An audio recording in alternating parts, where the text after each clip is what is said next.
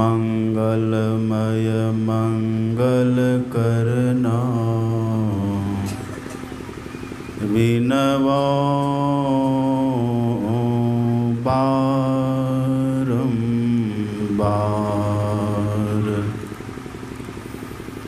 धन्य धन्य सतगुरु सुखदा महिमा कही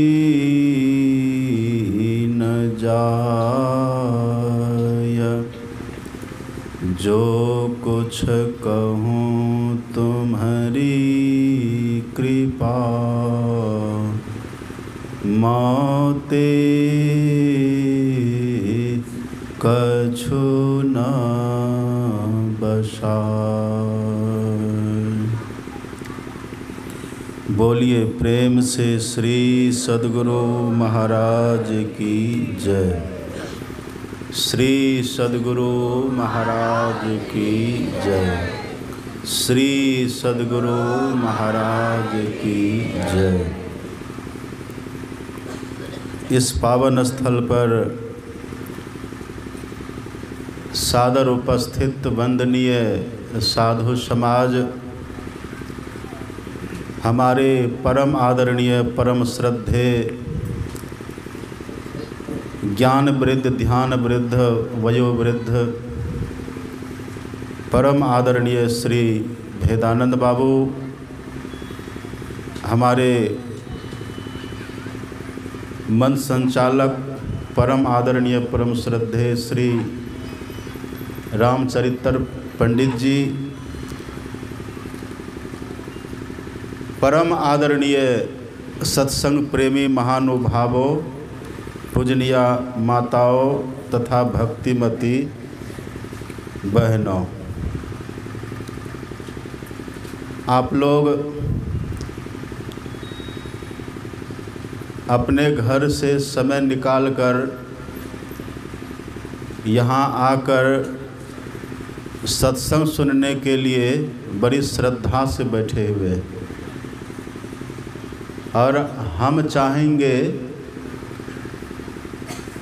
कि जब तक हम बोलते रहें तब तक आप बहुत शांति से बैठिएगा। सबसे पहली बात तो बीच में कोई उठिएगा नहीं। जो जहाँ बैठे हैं बस वहीं जम जाइए, और जब तक हम बोलेंगे तब तक आप लोग नहीं बोलिएगा। यदि इधर से मैं भी बोलूं और आप भी उधर से बोलेंगे तो फिर समझेंगे नहीं, समझ पाएंगे। और सत्संग में शांति धन्य है। यहाँ देखते हैं कितने आप लोग यहाँ सब बैठे हुए, आप सब महानुभाव हैं, सब बैठे हुए, और हम एक साधारण आदमी हैं। अभी आपने सुना भगवान श्री राम सुना रहे हैं, सुनाने वाले साक्षात भगवान हैं। अभी जो आपने पाठ में सुना, यह तो भगवान ने प्रजाओं को बुला करके उपदेश किया है।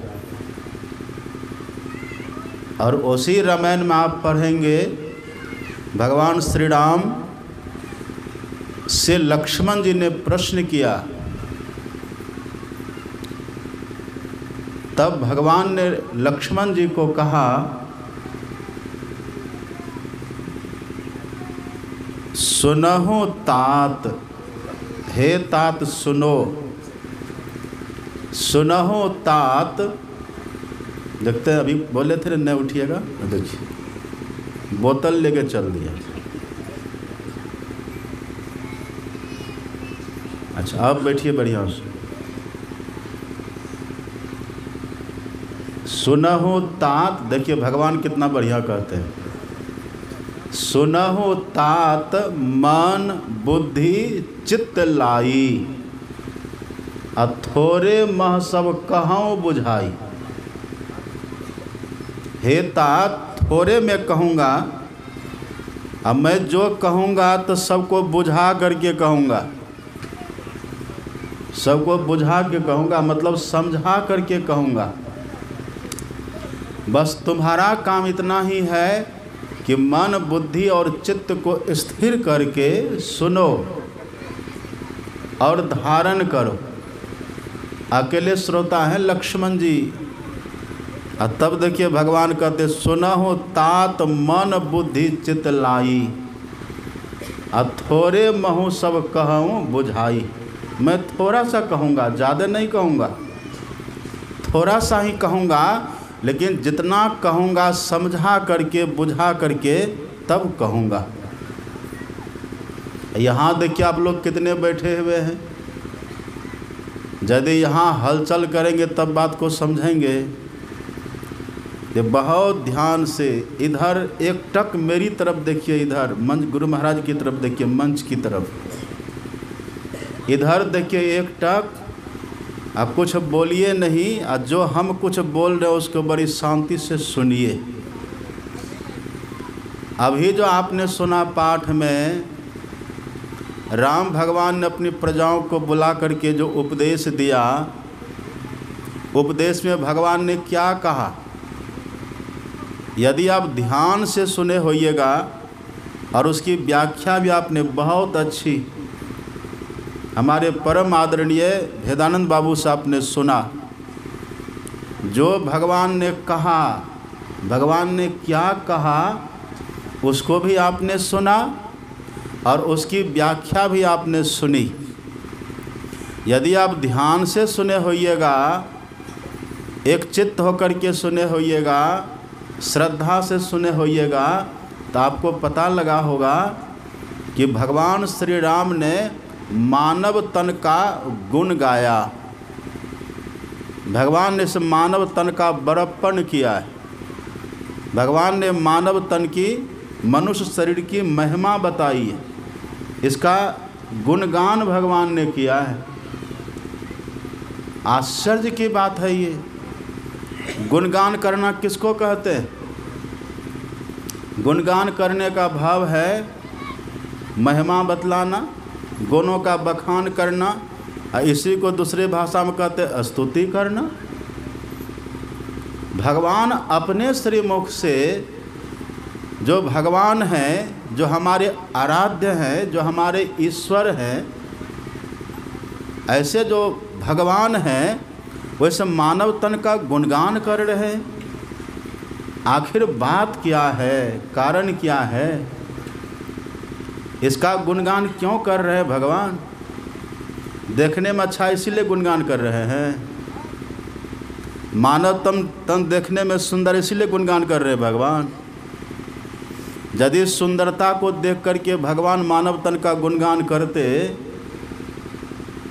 कि सुंदर है इसलिए हम गुणगान करते हैं, तो भगवान ने ऐसा तो नहीं कहा कि हम सुंदर तन का गुणगान करते हैं। और आप जानते हैं इसी मानव तन में कैसे कैसे लोग होते हैं। सबरी का नाम सुने हैं कि नहीं आप? सबरी सुंदरी थी, सबरी के देह में सुंदरता थी, सबरी देखने में बड़ी कुरूपा थी, सबरी के देह में सुंदरता कहीं भी नहीं थी।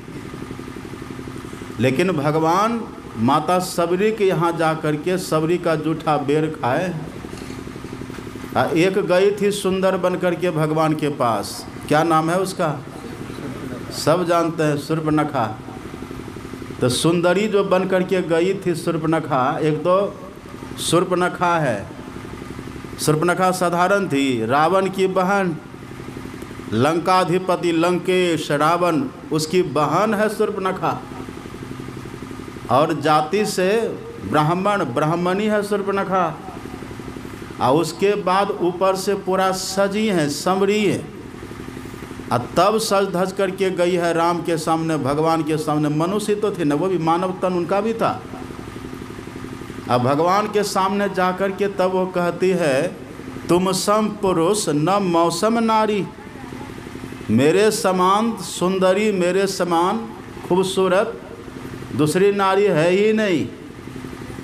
तो भगवान को पसंद आई हो, भगवान ने उसको महत्व दिया, उसके गुणों का गान किया भगवान ने। आप पढ़िएगा ना, भगवान उसका नाक कान दोनों कटवा दिए, नाक कान कटवा दी। आखिर भगवान इस मानव तन का गुणगान कर क्यों रहे हैं? अब भगवान गुणगान ही नहीं किए, भगवान यहाँ तक कह दिए ये मानव का तन इतना बढ़िया है, ये मानव का तन इतना गुण वाला है, इतना श्रेष्ठ है ये मानव का शरीर, इसको देवता भी चाहते हैं लेकिन उसको जल्दी मिलता नहीं, ये उसके लिए दुर्लभ है। भगवान कहते सुर दुर्लभ, ये देवता को भी दुर्लभ है। कितने कितने गुणों का गान भगवान ने किया है मानव तन का। आखिर क्यों? भगवान से पूछा, भगवान आखिर इतना गुणगान आप मानव तन का क्यों करते हैं? कारण क्या? आप पक्षपात करते हैं क्या? सृष्टि में जितने प्राणी हैं, जितना शरीर है 84 लाख प्रकार का, सबके बनाने वाले तो आप ही हैं। और आपने कहा भी है सब मम उपजाए, यह सब मेरा बनाया हुआ, मेरा उत्पन्न किया हुआ है। तो जब सब आप ही का बनाया हुआ है तो आप यहाँ केवल मानव तन की बड़ाई क्यों करते हैं? केवल मानव तन का गुणगान क्यों करते हैं? भगवान ने सीधा कहा, आप पढ़ेंगे रामायण में, भगवान सीधा कहते सबते अधिक मनुज मोहि भाए। भाए मतलब क्या?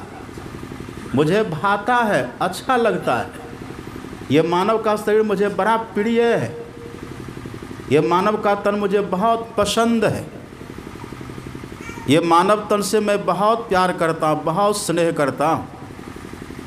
ये भगवान ने कहा। आखिर कारण क्या है? देखिए, जिस मानव तन को भगवान बहुत पसंद करते हैं, जिस मानव तन को भगवान बहुत प्रिय अपना बतलाते हैं, जिसका इतना गुणगान भगवान करते हैं, इसी मानव तन में रहने वाला भी न कोई चोर भी बन जाता है। चोर 84 लाख में कोई बनता है मनुष्य के सिवा? मनुष्य तो चोर बनता है, मनुष्य तो गुंडा डाकू बनता है, मनुष्य तो शराबी कबाबी जुआरी बनता है, और मनुष्य तो भिखारी बनकर के दर दर की ठोकरें खाता है कि नहीं? मनुष्य ही भिखारी बनकर के ये दर दर की ठोकरें खाता फिरता है, दे दो राम दिला दो राम, ये भीख मांगते फिरता है। इतनी कंगाली है इसी मानव तन में ही तो। जो मानव शरीर में रहने वाला मानव तन इतना कंगाल, इतना दरिद्र, इतना निकृष्ट, ये चोर डाकू गुंडा क्या क्या बने फिरता है, ये शराबी कबाबी जुआरी क्या क्या बने फिरता है। भगवान आखिर इसकी इतनी महिमा क्यों गाते हैं? कारण क्या है? भगवान जो इसके गुणों का गान करते हैं ये गलत नहीं है। ये गुणगान भगवान इसीलिए करते हैं कि भगवान कहते इतना सुंदर मानव का तन हमने दिया, लेकिन इसकी महत्ता नहीं जानने के कारण, इसकी महिमा नहीं जानने के कारण, इसके भीतर के रहस्य को नहीं जानने के कारण, इसके महत्व को नहीं जानने के कारण ये व्यक्ति जीवन भर दरिद्र बना रहता है, कंगाल बना रहता है। भले बहुत पढ़ लिख लीजिए, दुनिया के बड़े बड़े पद पर जाइए, फिर भी मन में संतोष होता है। बहुत धन कमा लेते लेकिन मन में संतोष होता है। बहुत बड़े बड़े पद पर चले गए, अब बड़े बड़े डीएम हैं, कलेक्टर हैं, लेकिन गरीब लोगों से घूस लेना क्या भीख ही तो मांगना हुआ ना? वो भिखारी पना ही तो है। ये कंगाली, ये भिखारी पना हमारा छूट क्यों नहीं रहा है? कारण क्या है? हम भले बहुत पढ़े लिखे, डिग्रियां हमारे पास बहुत हुई, हम बड़े बड़े पद पर गए, लेकिन हमारी दरिद्री मिटी, हमारी कंगाली मिटी। और आप तो हर साल दीपावली भी मनाते हैं। दीपावली कैसे मनाते हैं? दीपावली में देखे इधर पता नहीं झारखंड में होता है, उधर बिहार में लोग संठी की लुकाठी बनाते हैं रात को। देखे, संठी की लुकाठी बना लेगा और घुमाते घुमाते घर में जाता है, और घर में से लुकाठी घुमाते हैं और कहते लक्ष्मी घर दरिद्र बाहर, लक्ष्मी घर दरिद्र बाहर, हर साल कहते हैं। बड़े बड़े पद पर हर साल कहते लक्ष्मी घर दरिद्र बाहर, वो दीपावली मनाते हैं, फिर भी दरिद्री आपकी मिटती है? दरिद्री नहीं मिटती है। इतना सुंदर मानव तन जिसकी महिमा का बखान खुद भगवान करते हैं, उसको पाकर के आपने दुनिया का सब कुछ पा लिया, बड़े बड़े पद पाए, बड़ी बड़ी प्रतिष्ठा आपने पाई, फिर भी भीतर की दरिद्रता, भीतर की कंगाल ये मिट क्यों नहीं रही? कारण क्या है? और एक बार तो गजब हो गया, भगवान शंकर जाते हैं कुबेर के यहाँ। कुबेर का तो नाम आपने सुना होगा ना, कुबेर। अब कुबेर है कौन?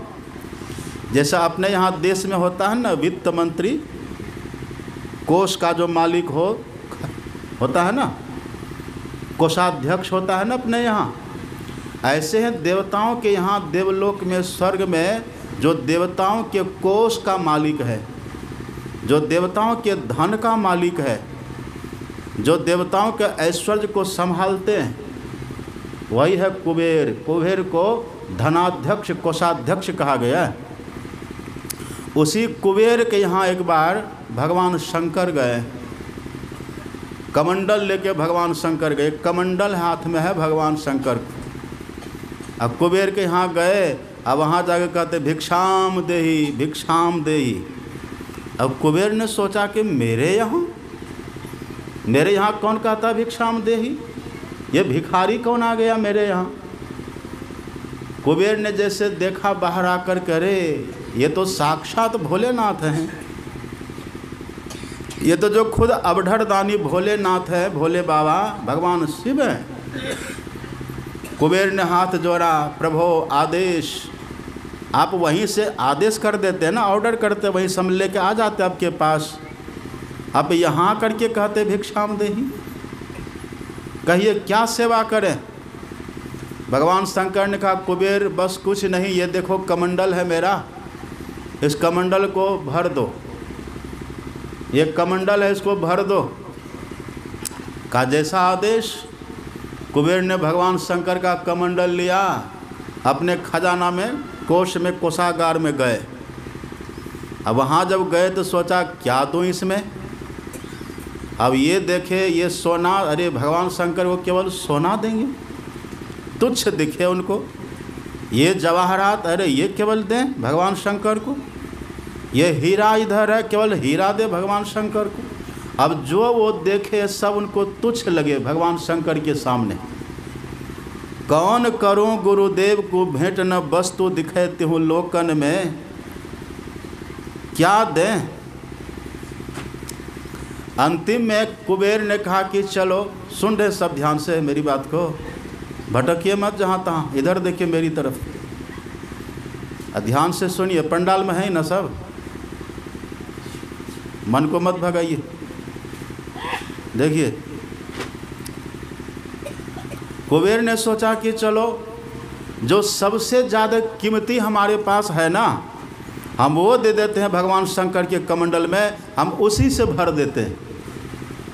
अब जैसे वो भरने लगा कमंडल में, तो जितना उनके पास वो बेशकीमती रत्न था वो पूरा भर दिया, पर कमंडल भरा ही नहीं। सब दे दिया लेकिन कमंडल भरा ही नहीं।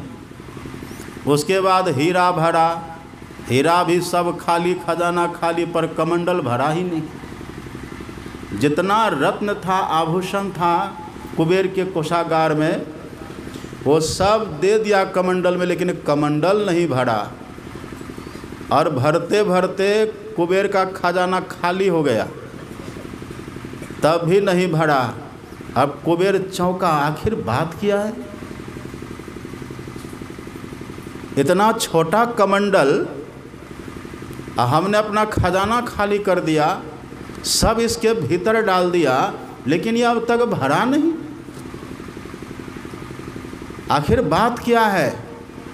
कुबेर हतप्रभ है, आश्चर्यचकित है कुबेर। जाते हैं भगवान शंकर के पास, प्रभो ये कैसा आपका कमंडल है, ये तो भरता ही नहीं है। हमारा कोष खाली होने चला, खजाना खाली होने चला, अब कमंडल आपका भरता नहीं है, ये कैसा अद्भुत है। तब भगवान शंकर मुस्कुराए, कहा कुबेर बड़ा घमंड था ना तुमको तुम्हारे धन का, बड़ा अभिमान था ना, भरो मेरा कमंडल, भर के दिखाओ। बड़ा घमंड था तुमको, क्या तुम देवताओं के कोषाध्यक्ष हो, भरो इसमें अपना धन, पूरा करो मेरे कमंडल को। कुबेर ने कहा कि भगवान हम तो हार गए, मेरा खजाना खाली हो गया। तब भगवान शंकर ने कहा कि पता ये कौन कमंडल है? कहा कौन कमंडल है? कहा ये मनुष्य की खोपड़ी का कमंडल है। और मनुष्य की खोपड़ी कभी भरती है? कितना भी इसको दे दीजिए इसका खजाना, इसकी खोपड़ी खाली ही रहती है। अब प्रातःकाल मैंने आपको सुनाया था ना, जौ 10 20 50 भये शत होए हजार, तो लाख मंगेगी, कोटि अरब खरब असंख्य धरापति होने की चाह जगेगी। पृथ्वी पताल हो राज करो, तृष्णा अधिक अति आग लगेगी। और सुंदर एक संतोष बिना सठ तेरी तो भूख कभी न बुझेगी। इतना सुंदर मानव का तन है जिसकी महिमा का बखान खुद भगवान कर रहे हैं, पर हमारे भीतर का भिखारीपना खत्म नहीं हो रहा है। आखिर बात क्या है जिसके लिए भगवान कहते हैं कि मुझे बहुत प्रिय है ये मानव का तन, जो देवताओं को भी दुर्लभ है, इसका गुणगान भगवान कर रहे हैं। लेकिन वही मानव तन पा कर के हम कंगाल बने हुए हैं, हम भिखारी बने हुए हैं, हम दर दर की ठोकरें खा रहे हैं।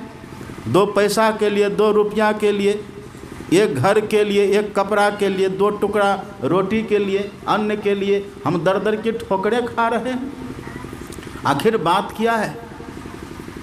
जो देवी देवताओं की पूजा करके हम अपनी मनोकामनाओं की पूर्ति करते हैं, वो देवी देवता भी जिस मानव तन के लिए याचक बने खड़े हैं, वो देवी देवता भी जिस मानव तन को पाने के लिए चाहना रखते हैं, पर तब भी उसके लिए दुर्लभ है।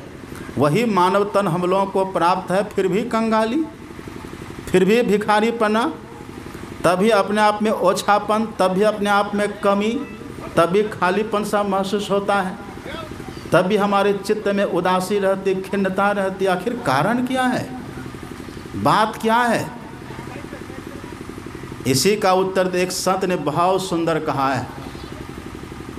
एक संत कहते, लाल लाल जो सब कोई कहे, लाल लाल जो, याद है कि नहीं सबको ये दोहा? सबको याद होगा, पता है, कहिए जरा। लाल लाल जो सब कोई कहे, आ सबकी गांठी लाल, आ गांठी खोली के परखे नहीं तासो भयो कंगाल। यही कंगाली का है। भगवान ने तो गांठी मतलब क्या? लाल लाल जो सब कोई कहे, सबकी गांठी लाल, मतलब ये जो शरीर है ना, इसके भीतर लाल है। भगवान ने लाल से संयुक्त करके मानव तन हमको दिया है। इस मानव तन में भगवान ने लाल पहले से रख दिया है।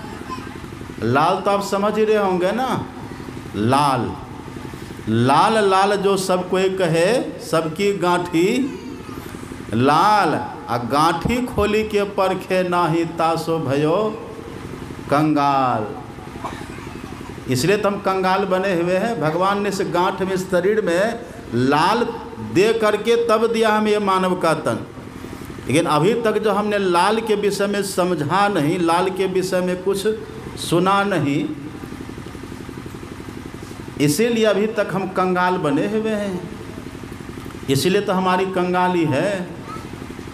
लाली मेरे लाल की जित देखो तित लाल, लाली देखन मैं गई, मैं भी हो गई लाल। लाली मेरे लाल की जित देखो तित लाल, लाली देखन मैं गई, मैं भी हो गई लाल। ये लाल अपने भीतर ही है, इसलिए तो भगवान इसके गुणों का गान करते हैं। ये लाल अपने भीतर है, लाली अपने भीतर है, लेकिन इसकी महिमा नहीं जानने के कारण, इसके महत्व को नहीं जानने के कारण हम कंगाल बने हुए हैं। हम लोग जाते हैं न कहीं, लोग आते हैं, कितने पुरुष भी आते हैं, कितनी माताएं आती हैं, कितने बूढ़े बुजुर्ग आते हैं, सब तरह के लोग आते हैं, अच्छे अच्छे लोग आते हैं। बड़े पढ़े लिखे आते हैं, विद्वान आते हैं, सब तरह के लोग आते हैं, गरीब भी आते हैं, अमीर भी, सब तरह के लोग आते हैं। जब दूर से देखते हैं तो देखने में बड़े संपन्न लगते हैं। दूर से देखिए कितने सजे हैं, कितने संवरे हैं, क्या पैंट शर्ट टाई आदि लगा के कितना सज समर करके आते हैं। आँख में ऐनक पहने होते, चश्मा, हाथ में घड़ी होती है और हाथ में आईफोन, बड़ी बेशकीमती मोबाइल होती है। और जब पास आते हैं प्रणाम करके तब हाथ जोड़ के कहते कि बाबा बड़ा दुख है। उस समय भीतर रो जाता है, इतना बढ़िया आदमी ये कहते हैं कि बड़ा दुख है, तो फिर आम लोगों का क्या हाल होगा। इतना कीमत का, आप जानते 1-1 लाख का लोग मोबाइल लेके घूमते हैं, अभी घूम रहे हैं ना, देखिए कैसे कैसे लोग घूमते हैं। अब वो जब पास आते कहते बाबा बड़ा दुख है, भीतर से दुखी द्रवित रहते हैं। आश्चर्य होता है, इतना सब कुछ है पास में, सजे हैं, संवरे हैं, कार है, महल है, सब कुछ है, बंगला है आपके पास, फिर ये दरिद्री क्यों है, कंगाली क्यों है। आप पढ़िएगा संत कबीर साहब, आप सुने कबीर साहब का नाम, संत कबीर। और संत कबीर कैसे हैं, कबीर कागज छुइयो नहीं, कलम कहियो नहीं हाथ। लेकिन कबीर साहब कहते तू कहता कागज की लेखिए, मैं कहता आँखें देखिए, मैं आँखों का देखा हाल कहता हूँ। कबीर साहब कहते हैं तंधर सुखिया कोई न देखा, जो देखा सो दुखिया हो। ये दुखी लोग आते हैं। अब कबीर साहब तो अनुभव की बात कहते हैं ना, वो अनुभव की बात कहते, इतना सब कुछ है, अब फिर भी हम भीतर से कितने टूटे हैं, भीतर से कितने हम दुखित हैं, भीतर से कितने हम भंग होकर के हैं, भीतर से कितने हम अभावग्रस्त होकर के रहते हैं। कबीर साहब कहते हैं तंधर सुखिया कोई न देखा, जो देखा सो दुखिया हो।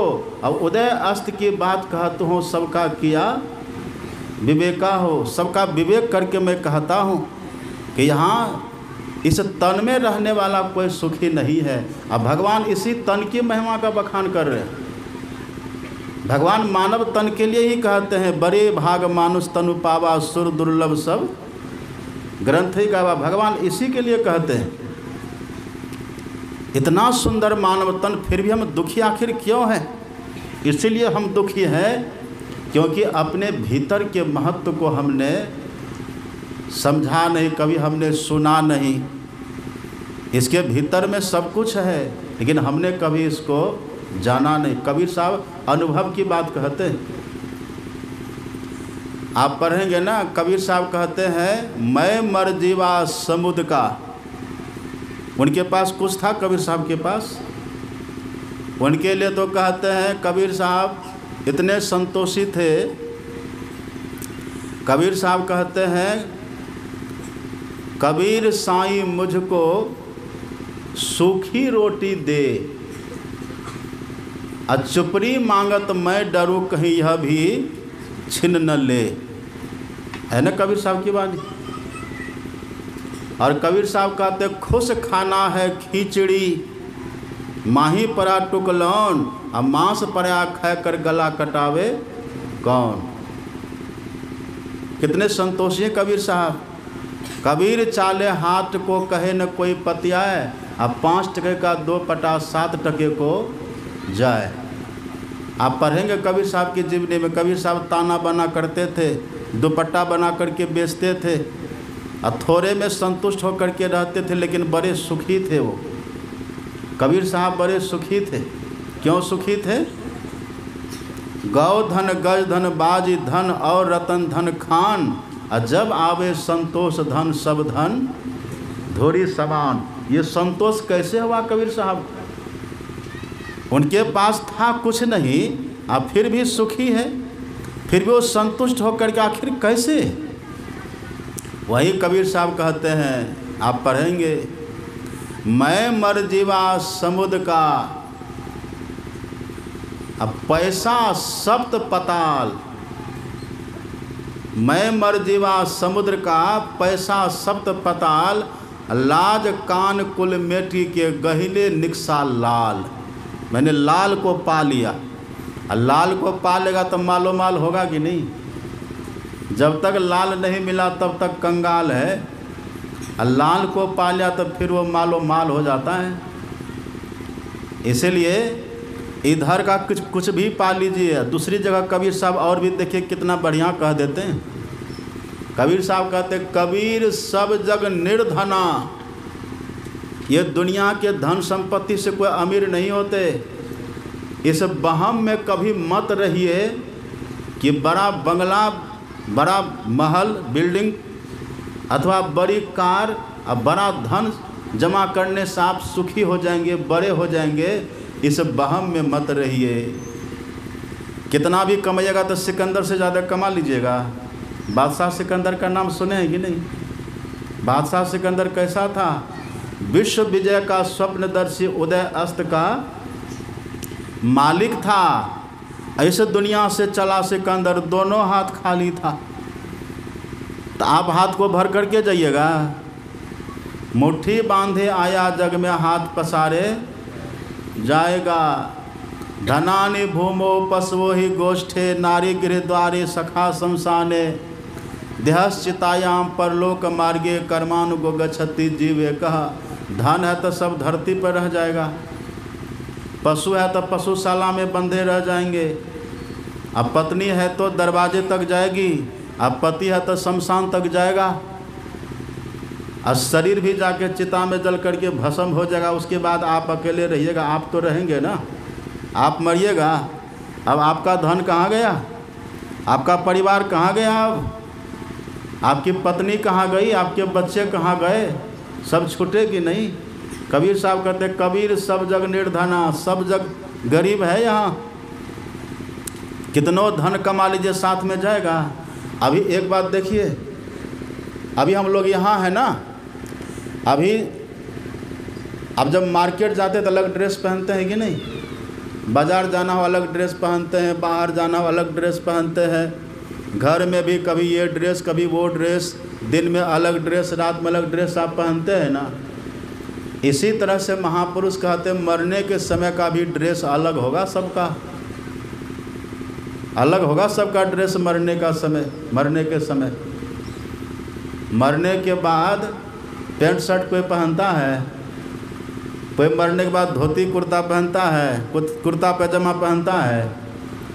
मरने के बाद सबका एक ही ड्रेस होता है, चाहे बाबू हो कि बाबा हो, चाहे मेहतर हो कि मंत्री हो, सबका एक ही ड्रेस होता है। कौन सा ड्रेस होता है वो ड्रेस होता है कफन। सबको कफन ही न मिलता है। अब कफन किस कपड़ा का बनता है?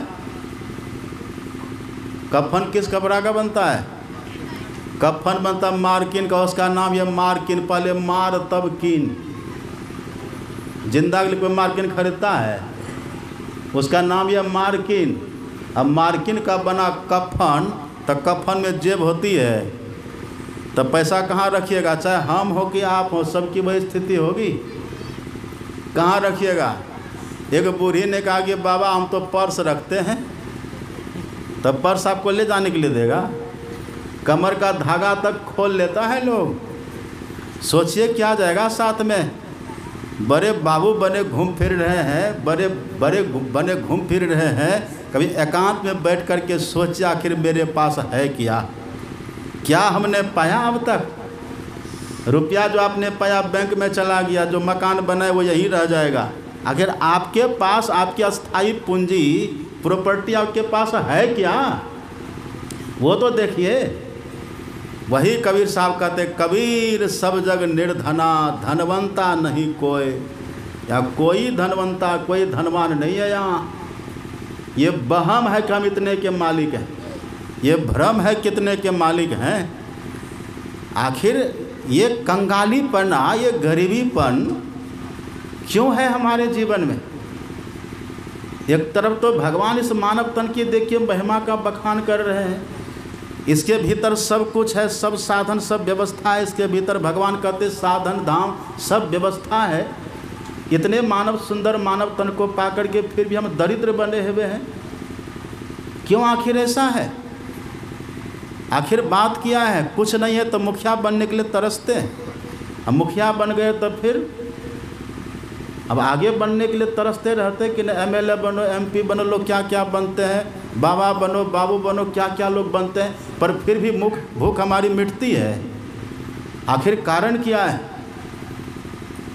यही है, लाली मेरे लाल की, लाल लाल जो सब कोई कहे सबकी गांठी लाल, गांठ खोली के परखे नाही तासो भये कंगाल। कबीर साहब कहते सच्चा धनी तो हम हैं।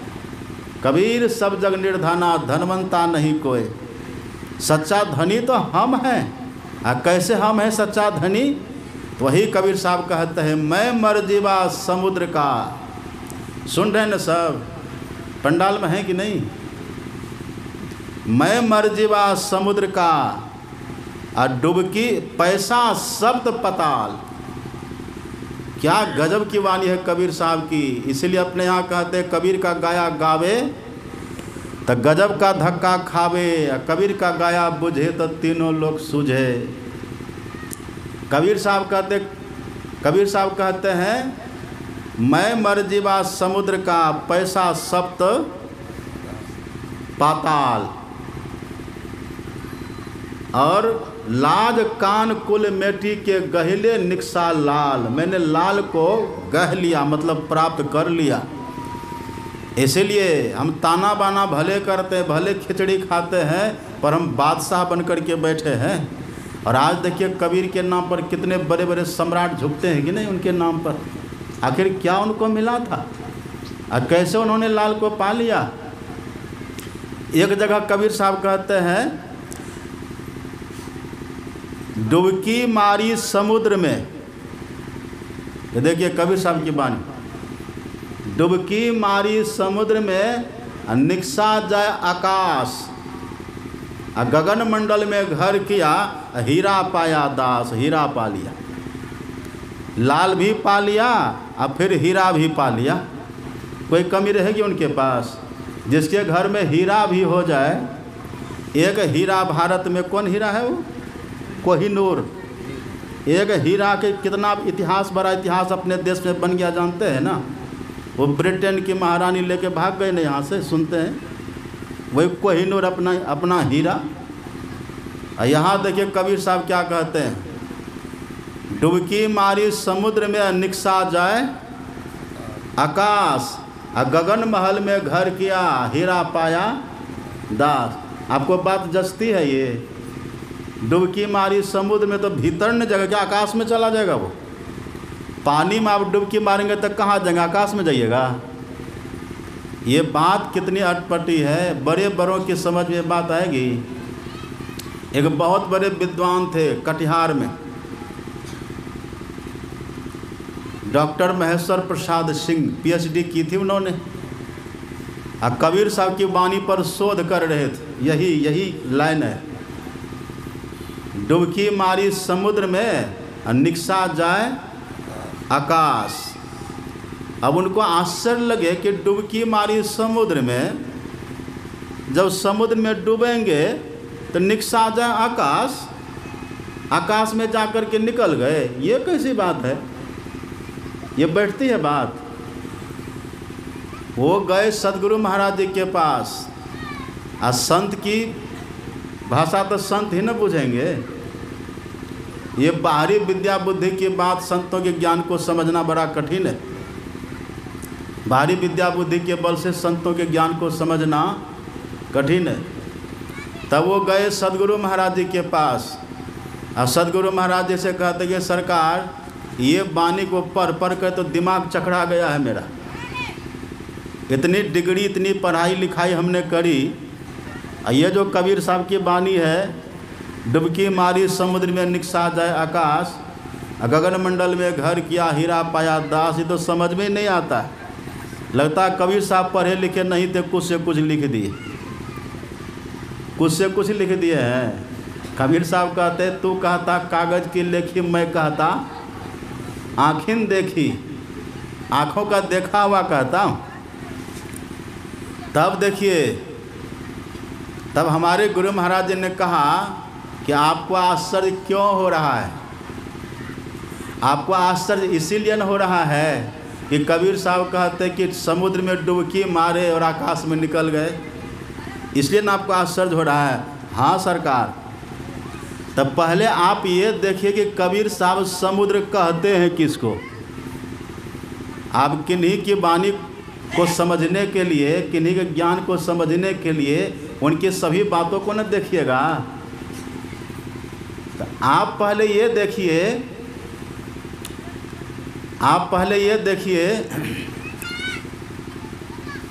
इधर देखिए, सब मेरी तरफ ध्यान दीजिए। हम देख रहे सब चंचल हो रहे हैं आप लोग। आपका चेहरा बतला देता कहाँ है आप। इधर देखिए सब। क्या कह रहे थे हम? वक्ता गया कह, श्रोता गया बह। हमारे गुरु महाराज कहते हैं कि पहले आप ये देखिए कि कबीर साहब समुद्र कहते हैं किसको? आपको यही आश्चर्य लग रहा है ना, डुबकी मारी समुद्र में निकसा जाए आकाश। तो आप पहले देखिए समुद्र कहते हैं किसको। तब कबीर साहब की ही वाणी गुरु महाराज जी ने उनको सुना दी। संत कबीर साहब की ही वाणी है, कबीर काया समुद्र है, अंत न पावे कोय, अमृतक होई के जो रहे, मानिक लावे सोए। कबीर काया, काया किसको कहते हैं? काया मतलब क्या होता है? शरीर। तो कबीर साहब कहते कबीर काया समुद्र है, अपना शरीर ही ये समुद्र है, मानव का तन ही समुद्र है।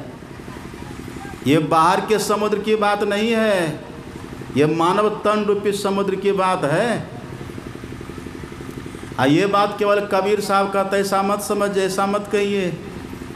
आप पढ़िए संत गुरु नानक की वाणी। ये संत मत है ना, सभी संतों का एक मत होता है, एक ज्ञान होता है।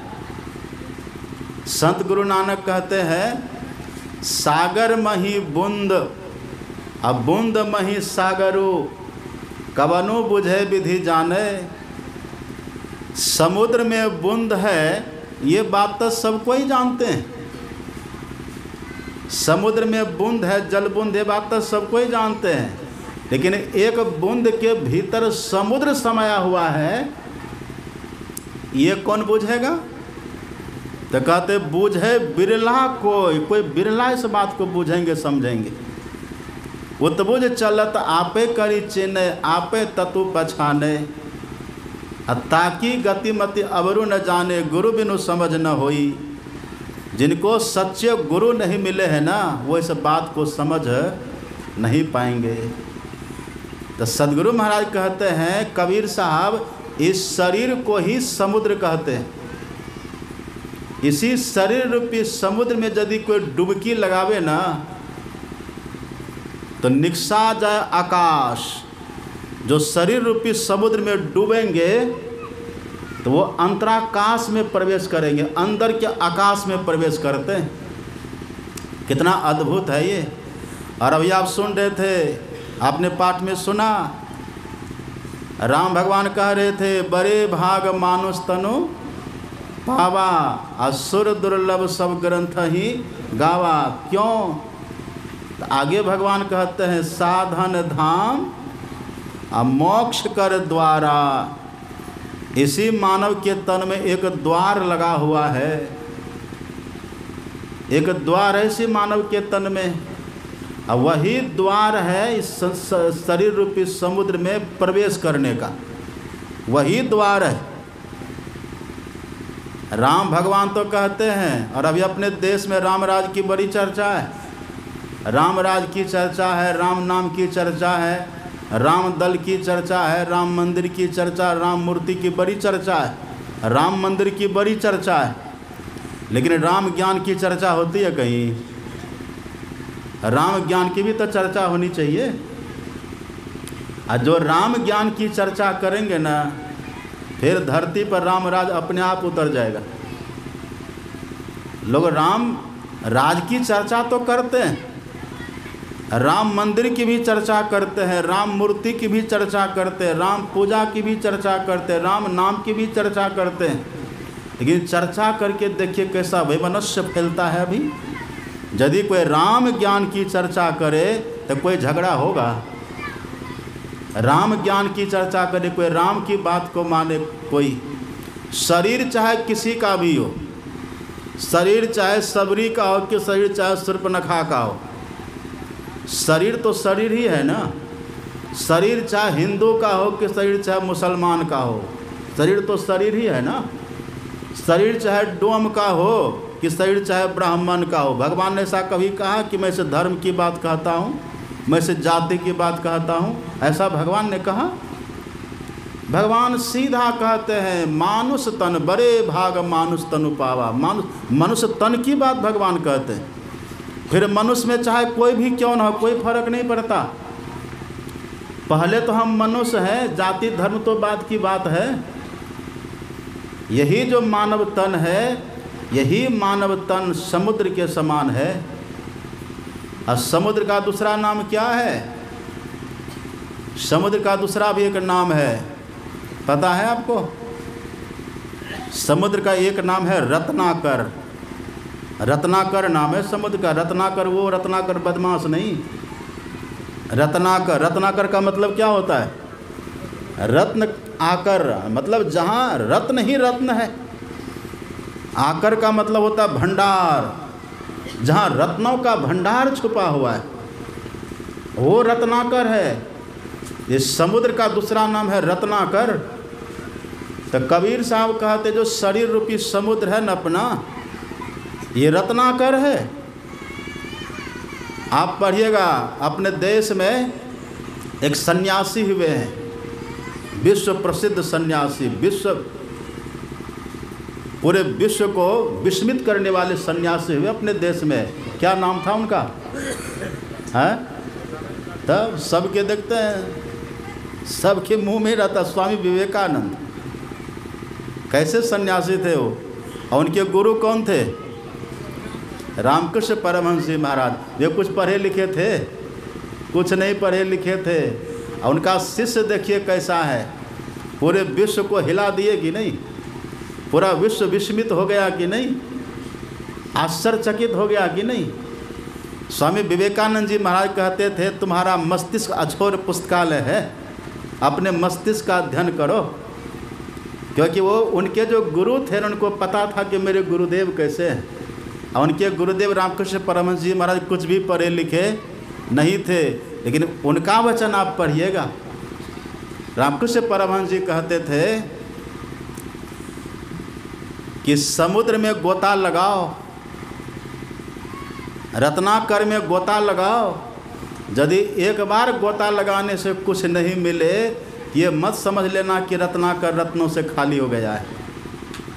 तुम्हारे गोता लगाने में कमी है, तुम गोता लगाओ, गोता लगाते रहो, आज न कल तुमको रत्न मिल जाएंगे। वही तो गोता लगा करके पाए थे ना। तो विवेकानंद से इतने तार्किक, इतने विद्वान, और वो जो कभी स्कूल कॉलेज ने उनके पास जा कर के सीखते थे, वो कहाँ से ज्ञान आया था? वही कहते थे ये शरीर रत्नाकर है, ये रत्नों से भरा हुआ है। यदि एक बार गोता लगाने से रत्न नहीं मिले तो निराश मत होना, उदास हताश मत होना, गोता लगाते रहो, आज न कल जरूर रत्न मिलेगा। ये रत्नाकर है अपना शरीर। इसी में गोता कैसे लगाइएगा? वही राम भगवान कहते हैं मोक्ष कर द्वार। इसी में एक द्वार है गोता लगाने का। द्वार का पता चला, द्वार का पता चला, यही द्वार का जो भेद बतला दे, यही द्वार का जो पता बतला दे, जो खुद गोता लगाते हों और दूसरे को भी द्वार का पता लगा करके गोता लगाने की कला सिखा दे, वही तो सद्गुरु कहलाते हैं ना, वही तो गुरु होते हैं। आप किसी मत में चले जाइए, किसी गुरु के पास चले जाइए, किसी धर्म में चले जाइए, लेकिन वहाँ देखिए आपके इस मानव तन में जो वो द्वार है गोता लगाने वाला, उस द्वार का पता आपको बताया कि नहीं? नौ द्वार का हाल तो सब कोई जानते हैं।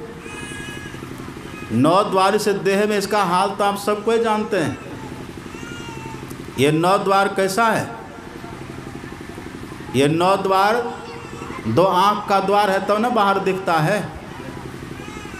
ले जाइए उसको, घुमाइए थोड़ा बाहर, हवा लगाइए।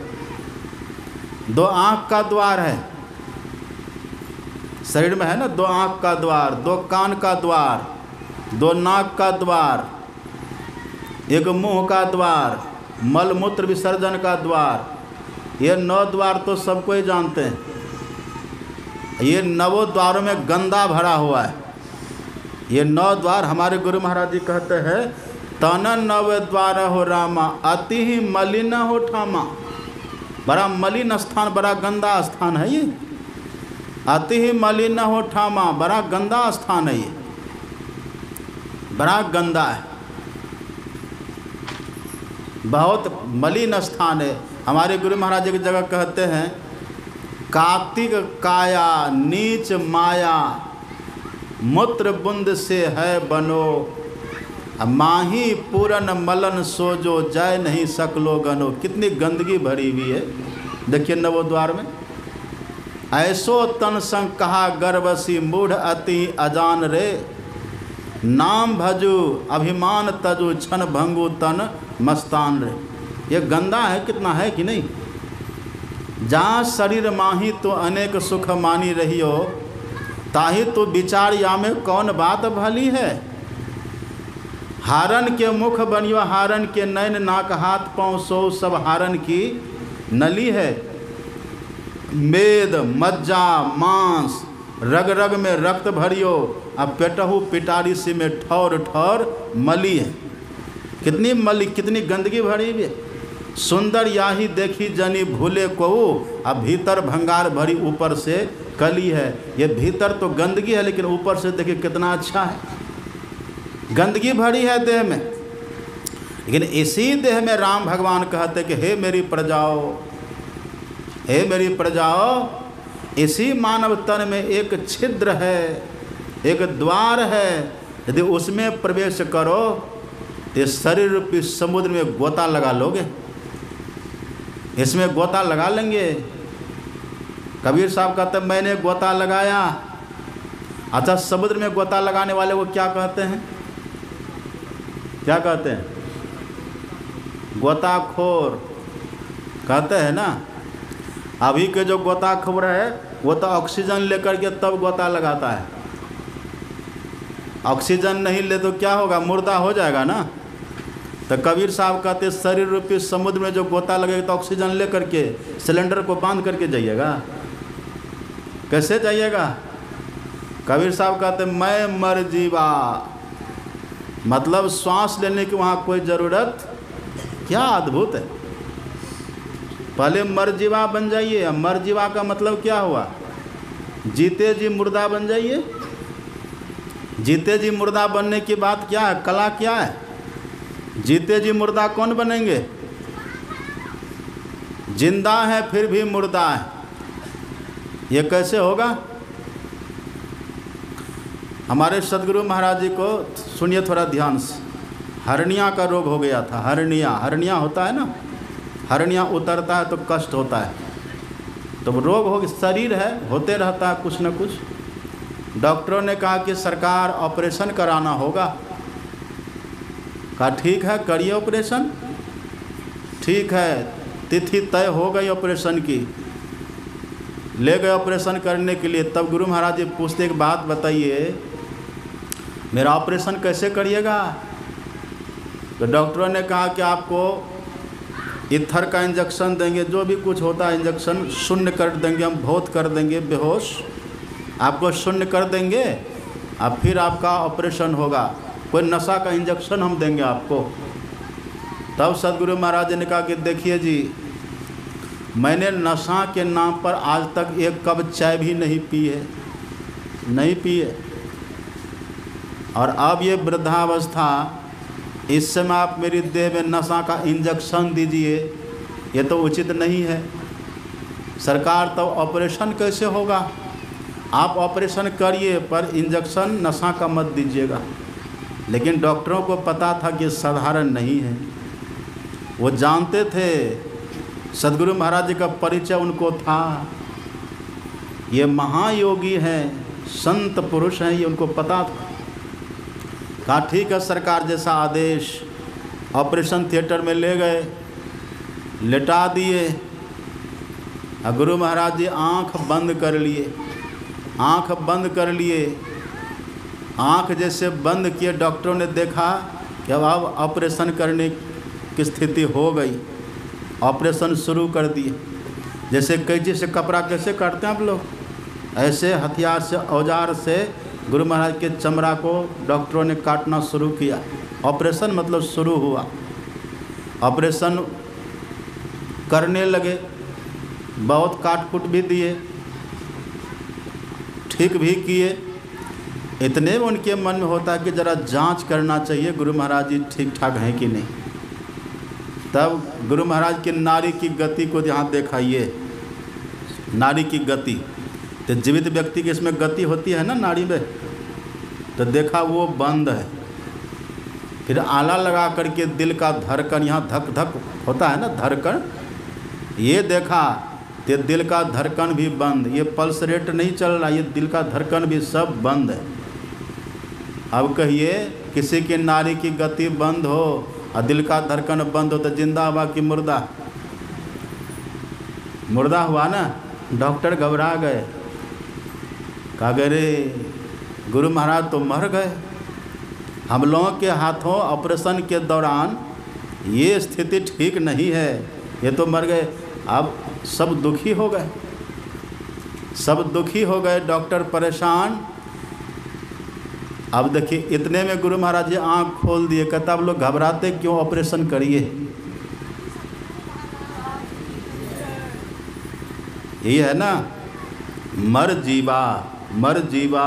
जीवित है लेकिन मरने का लक्षण है। डॉक्टर भी आश्चर्यचकित हुए। फिर ऑपरेशन करके ऑपरेशन थिएटर से बाहर आए, फिर बाद सब ठीक ठाक हो गया। तो देखिए स्वामी रामतीर्थ का नाम आपने सुना?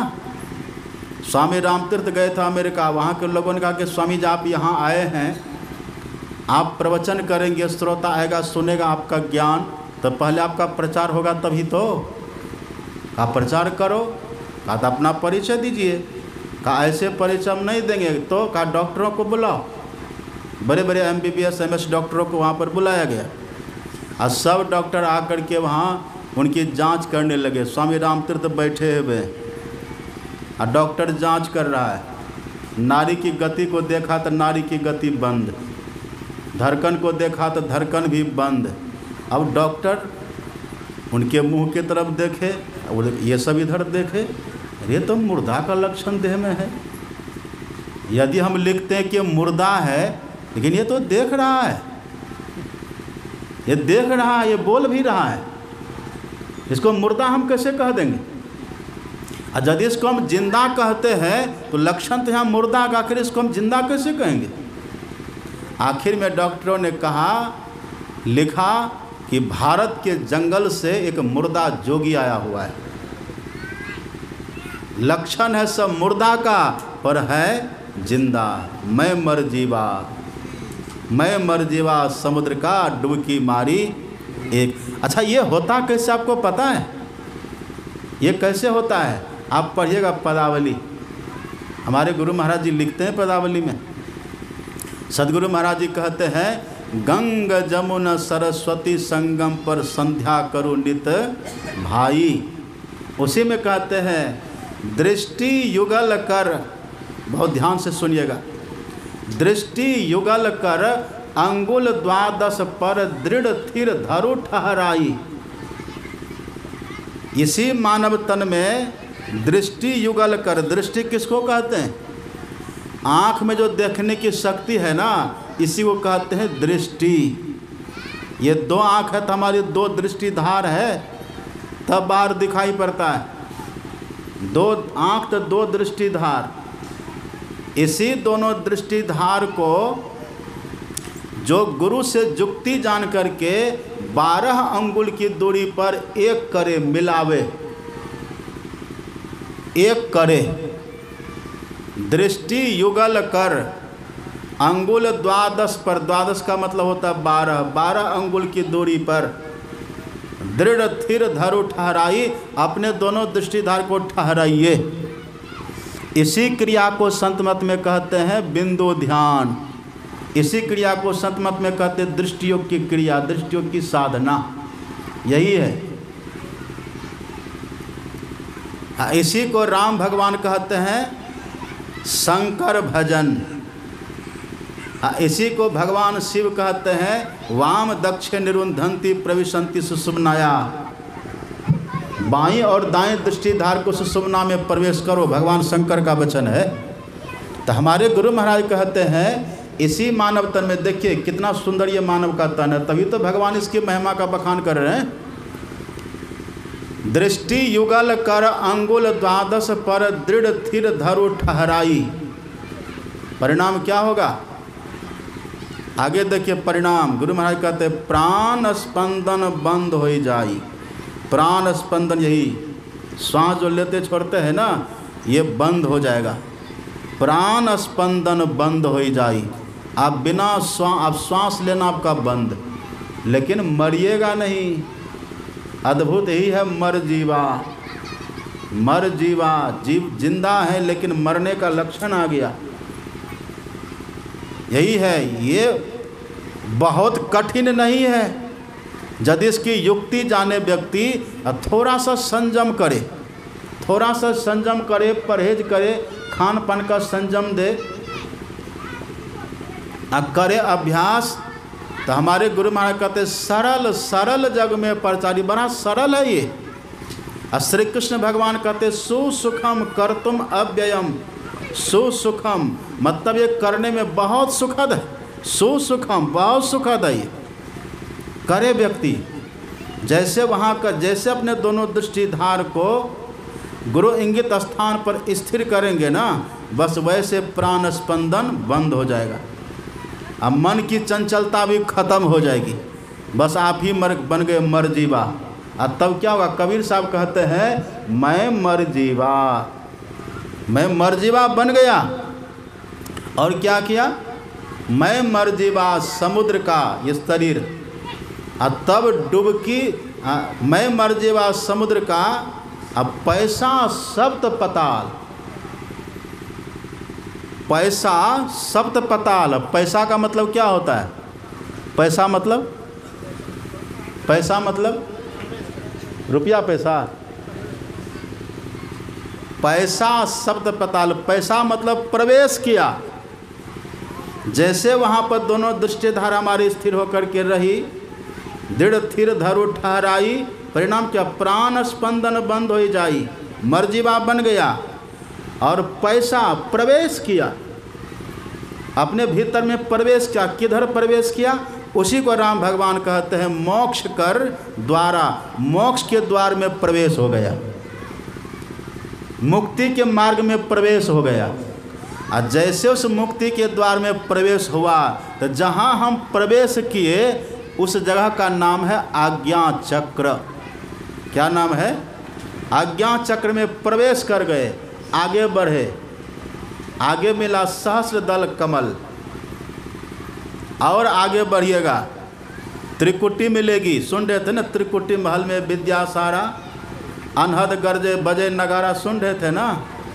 उसी त्रिकुटी में जाने के बाद आपको दुनिया की सारी विद्याएं आपको प्राप्त हो जाएगी। वही है त्रिकुटी। और त्रिकुटी के आगे है शून्य, और शून्य के आगे है महाशून्य, और महाशून्य के आगे है भंवर गुफा, और उसके आगे है सतलोक। उसी सतलोक को कहते पैसा सप्त पताल। सातवें पताल सतलोक को कहते हैं। अब गनिए ना, आज्ञा चक्र, सहस्रदल कमल, कितना हुआ? 2। त्रिकुटी कितना हुआ? 3। शून्य कितना हुआ? 4। महाशून्य 5। भंवर गुफा 6। और 7वां है सतलोक। वही है पैसा सप्त पताल। वहाँ चला गया। वहाँ गया तो क्या हुआ? लाज कान कुल मेटी के गहिले निक्सा लाल। वहीं पर लाल मिल गया। वो लाल क्या है? लाली मेरे लाल की जित देखो तित लाल, लाली देखन मैं गई मैं भी हो गई लाल। वही लाल जो है ना, वही चेतन तत्व, चेतन अपना स्वरूप है। वो अपना स्वरूप का बोध हो गया। अपने स्वरूप का बोध जैसे हो गया, परिणाम क्या होगा? जन्म दरिद्री छिन में सुखिया, वही है मालो माला। वो मालो माल हो जाते हैं, उनके जन्मों की दरिद्री समाप्त हो जाती है। वो लाल को पाकर के मालो माल हो जाते, उसकी कंगाली समाप्त हो जाती है।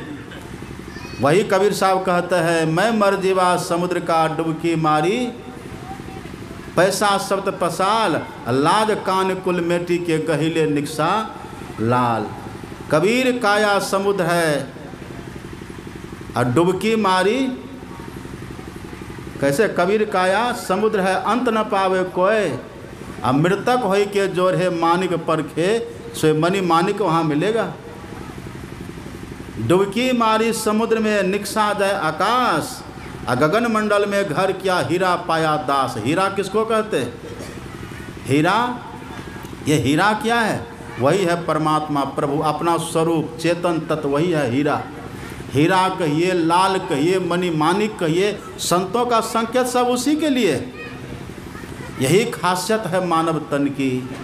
इसलिए भगवान अपनी प्रजाओं के सामने खड़े होकर के इस मानव तन का गुणगान कर रहे हैं, इस मानव तन की महिमा का बखान कर रहे हैं। देखिए भगवान कहते हैं ना, साधन धाम मोक्ष कर द्वारा, ये मानव का तन सभी साधनों का धाम है। तो भगवान ये नहीं कहते कि मानव तन में रह कर के आप दुनिया का कोई काम मत करिए, ऐसा भगवान नहीं कहते, सब कुछ करिए। हमारे गुरु महाराज जी तो कहते, जीवन बिताओ स्वावलंबी भरम भारे थोड़ी कर, और संतों की आज्ञा है ये मैं ही मात धर छल छोड़ी कर। आपका जो काम रोजगार है करिए। आप बिजनेस करते बिजनेस करिए, दुकान चलाते दुकान चलाइए। आप किसान हैं, खेती करते खेती करिए।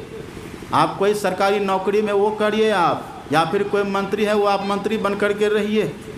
राज मही राज, जोग मही जोगी, तप में तपीसुर, गृहस्थ मही भोगी। अब जहाँ है वहाँ रहिए, लेकिन ध्याय ध्याय भक्त सुख पाया, नानक तिस पुरुष का किन अंत न पाया। अब जहाँ है वहीं रहिए, कि इस बात को जान करके अभ्यास प्रतिदिन करिए, ये कभी मत छोड़िए। सुन रहे हैं आप लोग? भागने का मन कर रहा है क्या? कभी मत छोड़िए। हमारे गुरु महाराज कहते, विप्र भंगी अपढ़ पढ़वा करो, सब करिए। आप पढ़े लिखे हैं तब भी करिए, नहीं पढ़े लिखे तब भी करिए, ब्राह्मण है तब भी करिए, और भंगी है चंडाल है तब भी करिए। विप्र भंगी अपढ़ पढ़वा करो, तरिहो न संक हो, तरते गए जो अस किए सब, राय राना रंग हो, जो ऐसा किए सब तर गए। इसलिए सब कुछ करिए, लेकिन भजन किए बिना एक दिन भी मत रहिए। अब भजन कौन करेगा? जो दीक्षा लेंगे वही न करेंगे भजन। बिना गुरु का ज्ञान होता है। इसलिए राम भगवान ने कहा, कर्णधार सदगुरु दृढ़ नावा। राम भगवान कहते हैं, गुरु को कर्णधार मल्लाह बना लीजिए, ये मानव तन को नौका समझ लीजिए, अब गुरु जैसा कहे वैसा करिए, फिर देखिए मानव तन में क्या चमत्कार होता है। नहीं तो सब दिन कंगाल के कंगाले बने रह जाएंगे। भले दुनिया के बड़े बड़े पद पा लेंगे, और अंतिम में जब जाएंगे तो कहे कबीर अंत की बारी, हाथ झाड़ी जो चला जुआरी। जुआरी के तरह यहाँ पर हाथ मलते पछताते पश्चाताप करते खाली हाथ यहाँ से चले जाएंगे, रोते बिलखते, कोई आंसू पोंछने वाला नहीं होगा। इसलिए अभी अवसर है, अभी ये जान करके थोड़ा थोड़ा अभ्यास करिए, थोड़ा थोड़ा अभ्यास करिए प्रतिदिन। लेकिन एक ही बार कोई सोचे कि मोक्ष के द्वार में ही प्रवेश करेंगे, संभव है? संभव नहीं है। मोक्ष के द्वार में प्रवेश करने के लिए पहले दो क्रिया करनी पड़ती है। एक मंत्र का पहले जप करना पड़ता है बड़ी एकाग्रता के साथ, और एक इष्ट के रूप का ध्यान करना पड़ता है। ये काहे भगदड़ मचा रहे पानी दे करके? ये महफिल है क्या? मत दीजिए पानी अभी किसी को, पानी मत बांटिए अभी। देखो कैसे लूटने लगे आप, बच्चे की तरह कैसे करने लगे। क्या कह रहे थे हम? सुन रहे थे ना? एक मंत्र का जप करना चाहिए और एक रूप का ध्यान करना चाहिए। इसी को कहते हैं मानस जप और मानस ध्यान। जो मंत्र हमको गुरु ने कहा उसी मंत्र को मन ही मन जपना, ये मानस जप है। और जो इष्ट का ध्यान करने के लिए हमको कहा उसी इष्ट रूप का निरंतर सब दिन चिंतन करते रहना, ये मानस ध्यान है। ये दोनों क्रिया करने से आपका मन बहुत शुद्ध हो जाएगा। हमारे गुरु महाराज जी लिखते हैं पदावली में, आप पढ़ेंगे, धर गर मस्तक सीधी साधी आसन आसीना। बैठिए धर गर मस्तक को सीधा करके, एक पैर को नीचे एक पैर को ऊपर, एक हाथ को नीचे एक हाथ को ऊपर, जैसे बैठने के लिए आसन बताते हैं ना, वैसे बैठ करके धरगर मस्तक को सीधा रखिए और बैठ करके बैठी के चक्षु मुख मुनि, चक्षु कहते हैं आँख को, मुख, आँख और मुँह दोनों को बंद कर लीजिए। मुनि का मतलब बंद कर लीजिए। अब फिर क्या करिए? इष्ट मानस जप ध्याना, इष्ट के नाम का जप करिए और इष्ट के रूप का ध्यान करिए। कैसे करिए? तो प्रेम नेम सो करत करत, जो प्रेम के साथ नाम का जप करेंगे, मंत्र का जप करेंगे और प्रेम के साथ गुरु महाराज का ध्यान करेंगे। प्रेम नेम, नेम का मतलब नियम, नियम से जो करेंगे। मंत्र जप का नियम क्या है? मंत्र जप का नियम है इसको मन ही मन जपिए और मंत्र का अर्थ समझ करके जपिए। मंत्र को जप भी कहते हैं और जप का अर्थ होता है आवाहन करना, बुलाना। आप ये समझ लीजिए कि हम मंत्र जप करके अपने इष्ट को बुला रहे हैं। त्राही गुरु त्राही गुरु त्राही गुरु कहू हो, त्राही गुरु मतलब आर्त पुकार लगाइए वहाँ। अब बड़ी श्रद्धा से प्रेम से जपिए। नाम सब प्रेम जपत अनियासा, अब भगत हो ही मुद मंगल बासा। प्रेम से जपिए। अब भगवान कहते मंत्र जाप मम दृढ़ विश्वासा, विश्वास के साथ जपिए। प्रेम और नियम से जपिए और ध्यान करिए। परिणाम क्या होगा? हमारे गुरु महाराज कहते हैं प्रेम नेम सो करत करत मन शुद्ध हो, मन शुद्ध हो जाएगा, मन पवित्र हो जाएगा। और जैसे मन पवित्र होगा तब क्या? कबीरा मन निर्मल भया, जैसे गंगा नीर आ पाछे पाछे हरि फिरे कहत कबीर कबीर। निर्मल मन जन सो मोहि पावा, मोहि कपट छल छिद्र न भावा। अब देखिएगा भीतर से कपट खत्म हो जाएगा, छल नहीं करेंगे आप, छिद्रान्वेषण की भावनाएं समाप्त हो जाएंगी, मन शुद्ध हो जाएगा और उसी शुद्ध मन में आपको उपकारी गुरु रूप का मानस ध्यान थपो, इष्ट वहाँ पर स्थापित हो जाएंगे, आप सदैव दर्शन करेंगे। ये तो मानस ध्यान है, ये तो उपासना है, इष्ट की उपासना। यही काम करने के बाद, सफल होने के बाद, तब आपको जो भगवान कहते हैं ना मोक्ष कर द्वारा, उस मोक्ष के द्वार में प्रवेश करने की शक्ति मिल जाएगी, सामर्थ्य मिल जाएगा। फिर आप जैसे दृष्टियोग की साधना करेंगे, बस तक्षण अपने भीतर नोकते सफ़ेद सन्मुख झलके झलाझली, और सहरग में नज़र थिर कर तजी मन की चंचली। मन शांत होकर के सहरग दिख जाएगा और उसी सहरग से रास्ता, गया हुआ रास्ता भी मिल जाएगा आपको। जैसे रास्ता मिला, हमारे गुरु महाराज कहते चलत पंथ, पंथ के रास्ता की एक ही बात है, चलत पंथ सुख होत महा है। जहाँ अझर झरते वहाँ ज्योति की वर्षा अपने भीतर होती है, कितना आनंद आएगा। अब देखिएगा वहाँ ये जब भीतर की अनुभूति प्राप्त होगी ना, आप सम्राट बन कर के रहेंगे। यहाँ सारे भिखारीपना खत्म हो जाएगी, अपने भीतर देवत्व आ जाएगा। देवता किसको कहते? देने वाले को। आप दाता बन जाएगा, अभी तो भिखारी बने हुए हैं। यही मानव तन की खासियत भगवान ने बताई। यदि ये नहीं करेंगे तो अंतिम में भगवान ने अपना रिजल्ट सुना दिया, यदि नहीं करेंगे तो फल क्या होगा। भगवान ने कह दिया सो परत्र दुख पावई, अंतिम में बहुत दुख भोगना पड़ेगा। अभी कुछ बन करके रहिए, यदि ये काम नहीं करिएगा तो अंतिम में दुख होगा। सो परत्र दुख पावई, सिर धुनि धुनि पछताए, अकाल ही कर्म है ईश्वर ही मिथ्या दोष लगाए।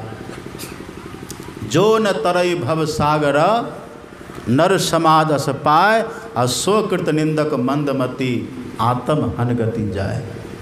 आप हिंसक की गति मतलब भूत प्रेत बन जाते हैं लोग। राम भगवान का वचन है। तो मानव तन मिला है, इस मानव तन में कहाँ वो मोक्ष का द्वार है, उसको जानिए, समझिए और उसमें प्रवेश करने की कोशिश करिए। आपको भी लाल मिलेगा, लाल मिलेगा, जीवन कमाल का हो जाएगा, निहाल हो जाएंगे आप, मालो माल हो जाएंगे। यही ज्ञान बतलाता है संत मत। इसी ज्ञान को सीखना है, समझना, धारण करना है। यही संत मत का सत्संग है। आप लोग इतनी श्रद्धा से देखिए कितने लोग आके बैठे हैं। हमको तो था इतना पता नहीं लोग आएंगे कि नहीं आएंगे। और हमारी माता जी सब दुमका से पधारी, ये लोग देखिए कितनी दूर से, अब कितनी श्रद्धा से सब माताएं आई।